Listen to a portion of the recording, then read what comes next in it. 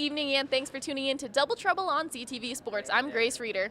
And I'm Rachel Vigil, and as you can see, we're at a little bit of a different venue than our normal set. We sure are. We're at the new on-campus stadium on CSU's campus.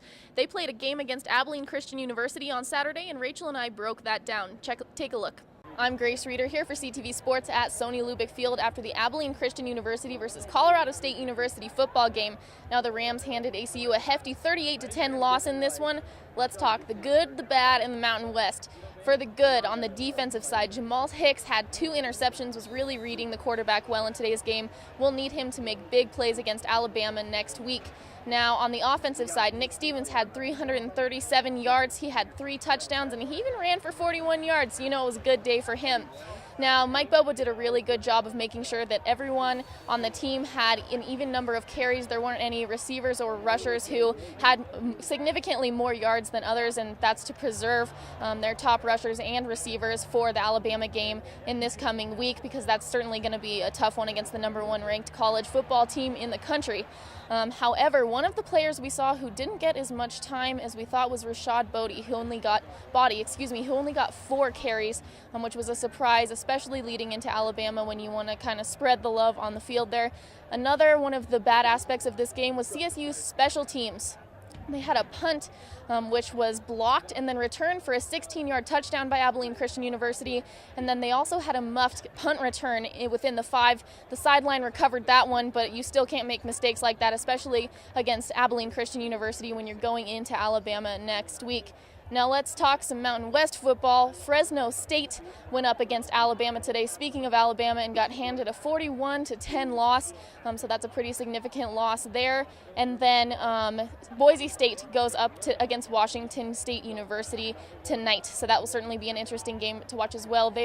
Washington State University is ranked 20th in the nation, so that'll be a good one to watch. For more Mountain West and CSU sports, check out our YouTube or thecollegian.com. When you watch this team on tape, offensively, defensively, and special teams, it's probably the best coached football team that I've seen in a long time. So it's going to be a big challenge for us, one we're excited about and looking forward to. We got a lot of work to do, but it's going to be a huge challenge. Well, we heard what Mike Bobo had to say about this upcoming game against Bama, but Rachel, what are you expecting? You know, I'm hoping it's going to be a close game. The last time Alabama and CSU played, it almost came down to the 4th quarter. They were only down by 11 points, and that's not a ton, especially going against the #1 team. But I do think the backups for Alabama will come in some point. Absolutely. I think that this game is going to be an absolute blowout.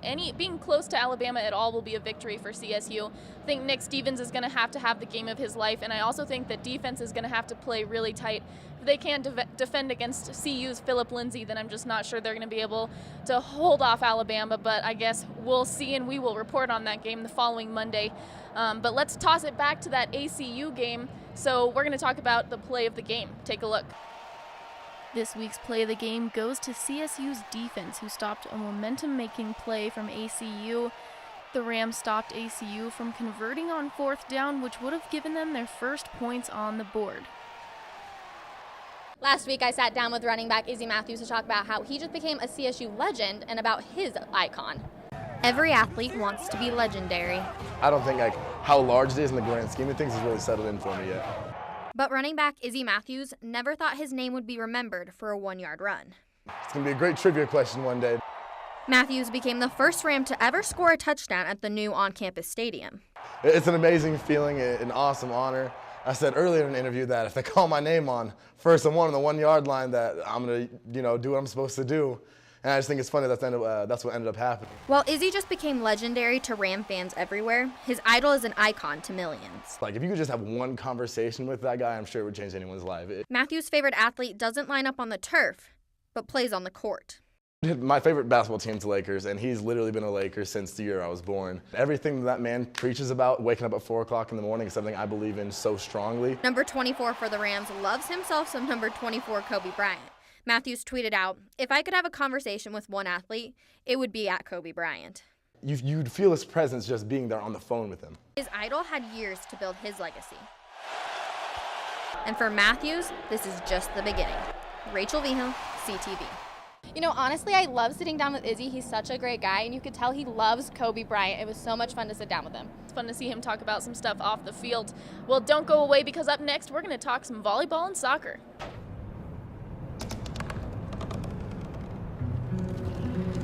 They said I couldn't dream. Called me a piece of trash and swore that's all I'd ever be.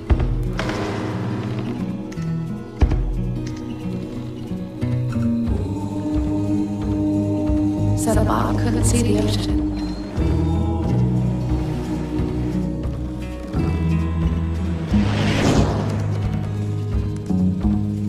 Give up. Go back to the dumpster.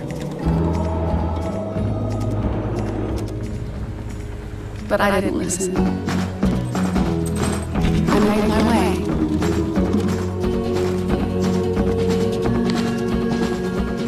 And now, I am what I've always wanted to be.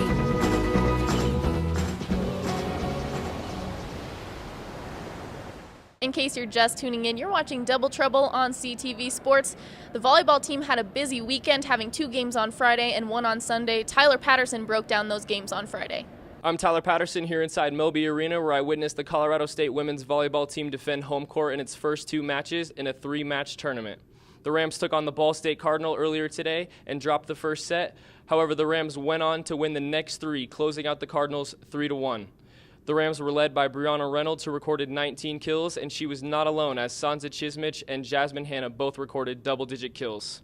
CSU knew that they would have to play better in their 6 p.m. contest against the Michigan Wolverines, who were coming in ranked 16th in the nation. The Rams would close out the Michigan Wolverines 3-0, Welcome back from the break. and this would be the second time within a week that the Rams have closed out a top 25 team in 3 sets. The Rams look forward to their contest against Idaho State on Sunday as they look to improve their record to 8-1 on the season.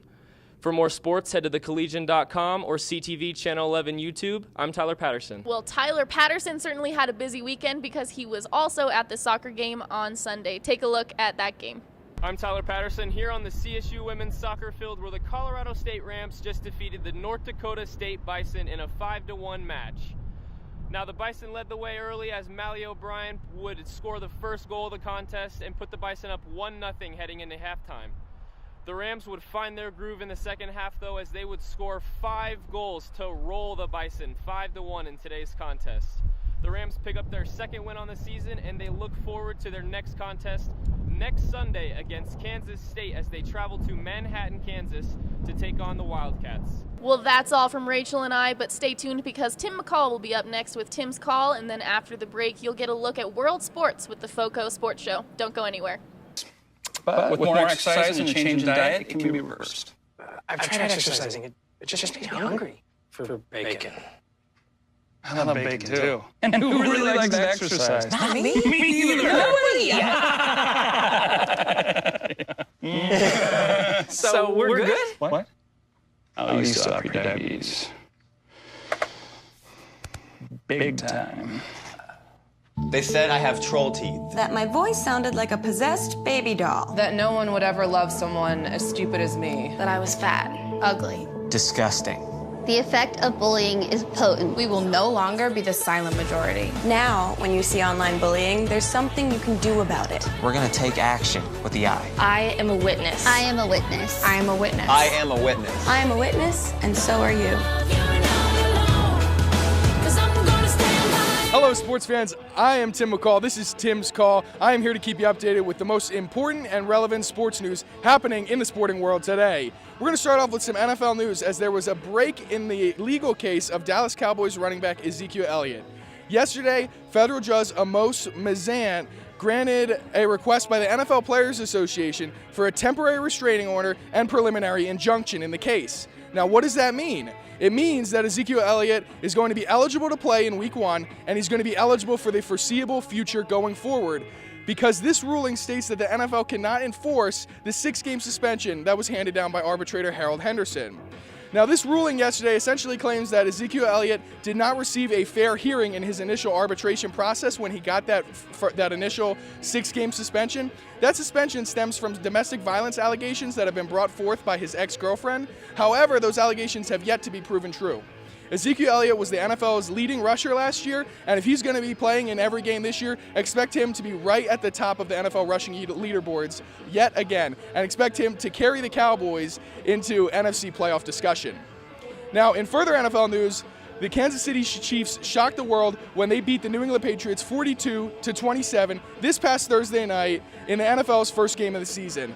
The Patriots were leading heading into the fourth quarter, but wound up losing the game in what was Tom Brady's first career loss in a game that he entered the fourth quarter with the lead. However, it was not all Brady's fault. The Patriots defense gave up 42 points, which is the most points they've ever given up under head coach Bill Belichick. For the Kansas City Chiefs, it was all about rookie running back Kareem Hunt out of Toledo. The 6'1", 225-pound running back had a fantastic debut. As a matter of fact, his 246 total yards from scrimmage is the most that any NFL player has ever had in their debut. The Kansas City Chiefs being able to have success running the ball really opened up the passing game. Alex Smith, quarterback for the Chiefs, had 368 passing yards, which was a career high. Going forward for the Chiefs, if they want to stay successful, I think they need to continue to give Kareem Hunt a big workload. If that running game's successful, they're going to be able to open opportunities in the passing game, and Alex Games is going to continue to look great, just like he did on Thursday. On the other side of the ball for the Patriots, they have a lot of work moving forward if they want to continue to stay on top of the NFL totem pole. They need to make a lot of defensive adjustments and give up less points on a consistent basis. Now in NBA news, Cleveland Cavaliers newly acquired guard Isaiah Thomas, who is recovering from a torn labrum, may have some more serious injuries than originally thought. Thomas was acquired from the Boston Celtics in the Kyrie Irving blockbuster trade just last month.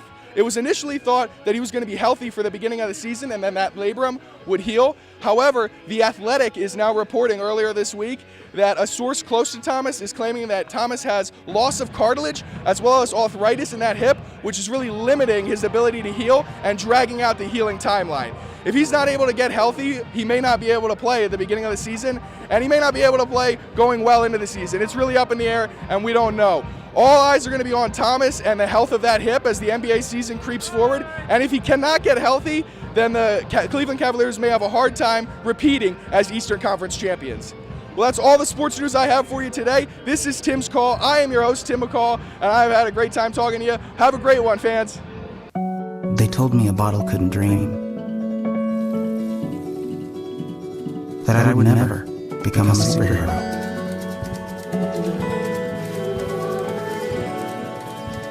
But I learned how to fly, just to come back in a new disguise and be the hero that I've always wanted to be.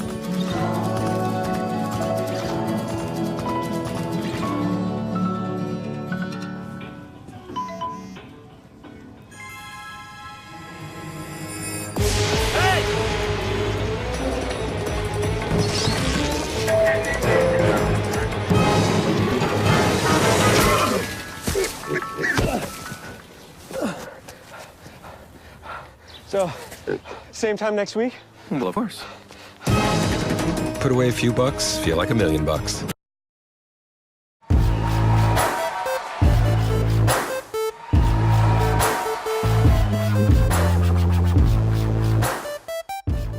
Hello, sports fans. I am Tim McCall with CTV News. This is the FoCo Sports Show, where we're going to bring you some competitive banter about the most relevant topics in sports. We have a great panel that's very knowledgeable about sports, so let's get to meet them right now. Brian? I'm Brian Buck, Director of Sports at KCSU. I'm Eddie Hers, a football beat reporter for the Rocky Mountain Collegian. I'm Nick Baker, a co-sports director at KCSU Radio. And I'm Nick Romero, sports anchor for CTV. So what we're going to do to begin this is we're going to talk about baseball, because the baseball season's winding down, playoffs is right around the corner, and we want to know who's going to be in, who's going to be out. So Brian, I know you've done a little bit of research, you know exactly where the teams stand right now. What can you tell us? Well, first and foremost, we only have 3 true positions open to make the playoffs right now. 4 different teams have at least a 10-game lead in their respective divisions, and there's also the Yankees having their 1.5-game lead, but also one of those teams that has less than a 10-game difference between them and their divisional leader in the Red Sox. So there's really only 3 spots open, and that's your NL wild card spot, your NL Central spot, and your second AL wild card spot. So not a lot of motion that we're going to see. I think the key is for teams to be consistent. We've seen a lot of teams like the Indians and the Diamondbacks go on huge winning streaks, but both of them pretty much have spots secured up so far. So I don't think we're going to see a lot. One of the things I'm looking for is injuries. If that can greatly hamper a team down the stretch. And one thing we could easily see happen is the wrong player go down at the wrong time, or the right players come back. I got to start on the Seattle Mariners, who get King Felix Hernandez and James Paxton, who was on an AL Cy Young race before he went down with a shoulder injury. And they also have traded for Mike Leake from the Cardinals. He's 2-0. They could get some great pitching down the stretch. Yeah, you mentioned the AL wildcard race. I really think that's the most intriguing race there is right now. It's an 8-team race right now. It's crazy. It's one of the best races we've seen in a while. I would say that the Yankees are going to lock up that top spot. I think there's no question about that. Gary Sanchez and that offense are not going to slow down. The second spot's more of a toss-up. I'm going to go with the Minnesota Twins. We know they've been hitting all year. They can hit the long ball. But the pitching has come together in the second half. I mean, Kyle Gibson, month of August at a 2.90 ERA. That was his best month of the season. Even Bartolo Colon, who was on the fringe of retirement with Atlanta, has come to Minnesota in 10 starts, 3.94 ERA and 5 wins. The pitching has come together. I know it's any team's race, but I really like Minnesota for that second spot. Now, Bartolo Colon, he did come in earlier this season. He was with the Braves, where he had over a 7 ERA.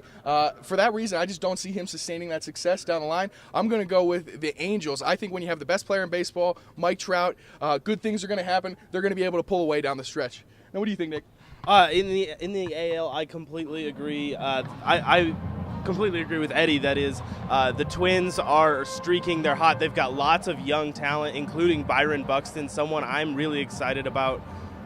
Someone who can hit a home run, someone who can field well, and I'm just really excited to see how he continues that in the postseason, something he's never gotten the chance to do before.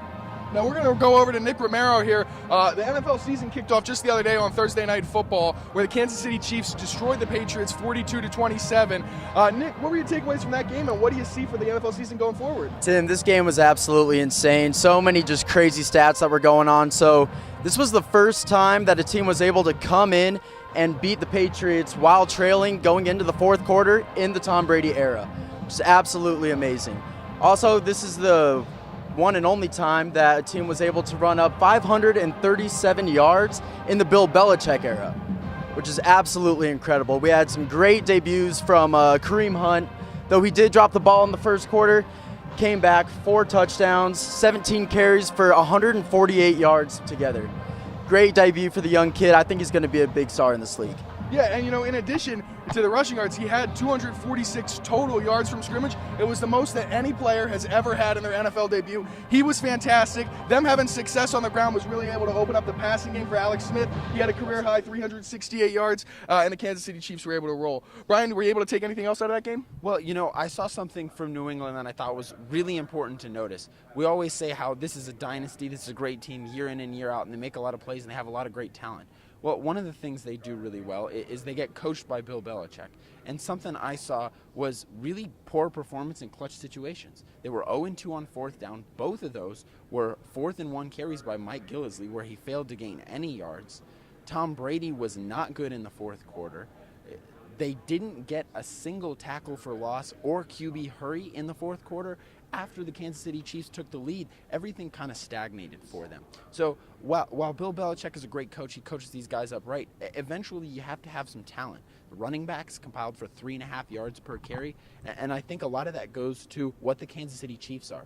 We've been talking about the Chiefs as the second in the AFC West behind the Raiders because everybody loves the Raiders this year, but the Chiefs might be one of the most complete teams in football. They've been one of the best on special teams for the last 3 years in a row, and they're complete at every single position. I don't think you could argue that Kansas City has a below-average position group at any facet of the game, and when you're like that in the NFL, it's really easy to win games, especially come from behind and then hold leads late. Yeah, and going back to Kareem Hunt, besides the 246 total yards, he also made 2 game-changing plays early in the fourth quarter. 78-yard catch and run to put the Chiefs up 28-27 for good. A couple minutes later, less than 5 minutes left, the Chiefs have the ball up 8, trying to end the game, trying to ice the Patriots. Kareem Hunt has a 54-yard run from scrimmage to put them near the red zone. I mean, that pretty much sealed the deal. I mean, his rookie debut, he was an impact player. Simple as that. Now, Kareem Hunt was able to be an impact player because he has an NFL body. He's 6'1", 225, runs a 4.4, 540. This guy, he's big, he's fast. I think the Kansas City Chiefs are going to continue to ride Kareem Hunt as they move forward. Now, we're going to talk about some other football news. The Colorado State Rams are going to be facing the #1 ranked Alabama Crimson Tide in Tuscaloosa next week. Nick, how do you think that's going to go, and what needs to happen for it to be considered a successful trip for the Rams? Well, Tim, it's interesting. It's going to be a lot like the Abilene Christian game, but the odds are going to be flipped. We're going to see how CSU can compete in a higher level. And for me, while a win's, unlikely and not necessary whatsoever, I just want to see them compete, keep it within 20 points. I'd also like to see them limit the rush game and actually score some points against that top-tier defense. Show that Nick Stevens is the competitor that he is. Maybe get some highlight film of Michael Gallup, Nick Stevens competing against that top-tier NFL talent, and maybe improve their draft stock a little bit. Nick, I gotta say, I completely disagree with you. There's no way CSU is gonna limit the Alabama running game. That is Alabama's strength when you talk about offense. When you talk about Bo Scarborough at 235 pounds and 6'2", Najee Harris, a 5-star recruit last season. They have too much talent at the running back position, and that doesn't even include their quarterback, Jalen Hurts, who's a great runner in and of himself. I think they have to prove that Jalen Hurts isn't the quarterback throwing the ball that we all projected. We have to show great coverage with our linebacker group, and we have to show that our secondary really has stepped up and that the last 2 weeks for CSU haven't necessarily been a fluke. I want to see at least 1 interception from the secondary, and I want to see at least 2 turnovers from this defense. On the offensive side of the ball, I do agree Nick Stevens has to show that he's a starter here. I don't know about numbers, I don't know about stats, I don't know about touchdowns, but he needs to complete the ball at a better than 60% rate, because this is an insanely good Alabama secondary. And if he has any chance of competing throughout the season, he has to show that he's a quarterback with poise, with accuracy, and that can play consistently. And the last but not least, Alabama front seven is a daunting task. These guys are massive. They're all NFL caliber players, so we can't expect a great running game. But Rashad Body, who's been insane the first 2 weeks, but hasn't quite gotten the same number of carries that guys like Dalen Dawkins or Izzy Matthews has, I want to see him get some touches. I want to see what he's capable of. And I want to see this running back group get touches in the right points. We've seen a lot of divided up carries throughout the season. The first 2 games, it seems like one guy will get his series. It's usually Dalen Dawkins gets 2 series, and then Izzy Matthews will get the next series, and Rashad Body will get a series here and there. I want to see Coach Bobo change that up a little bit and give guys the hot hand in the right position. We know Dalen Dawkins is great outside the tackles. We know Rashad Body is great inside the tackles, and we know Izzy Matthews is great when you need 2 yards. So let's see these guys get their touches in the right scenarios. It doesn't have to be one guy gets a series. I want to see them get the touches at the right time. Now, I will say what I'm going to be looking for that Bama game, while I do agree that I think Nick Stevens is going to need to step up and play, it's going to be tough to keep it competitive for most of the game. And I think if you're down by a lot late in the game, why not get Colin Hill in there, get him some good looks? I think that's going to be one of the keys to this game. I want to see Colin Hill get some looks against the #1 ranked Alabama defense, probably the best competition he's ever going to play. Get him that exposure and prepare him for next year when Nick Stevens is gone. I have to disagree with you, Tim. Colin Hill needs to take a redshirt year. He's got 3 years left on his docket. He's not going to get to play this year at a consistent amount. Unless Nick Stevens goes down, there's no reason why Colin Hill should be in a game playing football. He should take that year. He should use it for recruits that we have, like Jamal Houston, that we just got out of Louisiana, 4-star wide receiver recruit. We got Preston Williams, the transfer from Tennessee. I want to see him use that time with those receivers instead of getting in time in a wasted year where he doesn't need to compete. Eddie, do you have anything to add? Yeah, I'm just going to go back to the last time CSU played Alabama in 2013. If you guys remember, Garrett Grayson, the quarterback. Forget the final 31-6 score. CSU actually had the ball with 12 minutes remaining, down 17-6. They had scored the last 6 points at that point. They had a chance to gain some momentum. Grayson fumbled the ball. It was all over from there. I remember watching that game, so connecting the two, I would love to see CSU within 10 points in the fourth quarter. They ended up losing by over 20, like we said, but the fact that they kept it competitive for over 3 quarters is really all you can ask for against a #1 ranked team. Any way you look at it, I think if CSU doesn't get blown out next Saturday against Alabama, it's going to be viewed as a successful trip to Tuscaloosa. Well, that's all the sports news we have for you today. This has been the FoCo Sports Show with my panel. I'm Tim McCall with CTV News. Thank you so much for watching.